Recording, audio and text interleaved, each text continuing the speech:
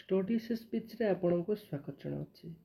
आज भिडियो आम देखा माँ गछटिए सुंदर ओडिया रचना उपक्रम सबुज बनानी और जंगल सृष्टि करी सुस्थ परिवेश गठन करने माँ नाम गछटिए स्लोगान दि जाइए। स्लोगान रो मुख्य उद्देश्य हेउची प्रकृति और परिवेश प्रति आम मनरे समर्पण भाव सृष्टि करिबा। वर्णना माँ और प्रकृति दुई जन जीवनर मूल आधार अटंती।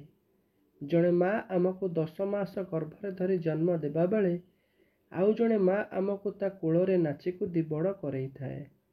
आउ सेई माँर सौंदर्य को वृद्धि करने पाई गछटिए निहाती आवश्यक। गछ थिले सिना ठीक समय वर्षा हेबो एवं आमको शुद्ध वायु मिली पारिबो। जड़े माँ जेपरि तार शिशुर जत्न निए ठीक सेमिति गछ आमर जत्न नेबा सह प्रकृति मार भी जत्न निए। उद्देश्य माँ नाम गछ लगेबार मूल उद्देश्य हेउची मनुष्य मानक मध्यरे भाव प्रवणता सृष्टि करिबा।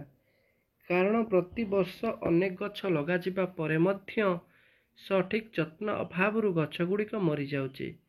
जदि गोटे गछ आमे आम माँ ना रे लगाइबा तेबे सेथिप्रति आमर दायित्व रहिबो। कारण सेई गछटी आमको मार त्याग और बलिदान कथा मने पकाई देबो। शेष कथा माँ नाम गछटिए स्लोगान एक सुंदर प्रयास। यही स्लोगान रे सामिल होई समस्ते एक गछ लगाइबा जहा द्वारा आम भविष्यत जीवन सबुज सुस्थ और सुखी होई जिवो।